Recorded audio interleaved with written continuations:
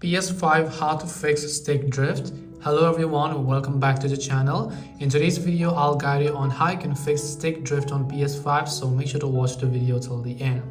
If you've been facing the stick drift issue on your PS5, it's actually quite simple to fix them, but remember that this is just a temporary fix I'm going to show you, because a permanent fix requires you to open up your shell and do many more other things which I'm assuming you don't want to do.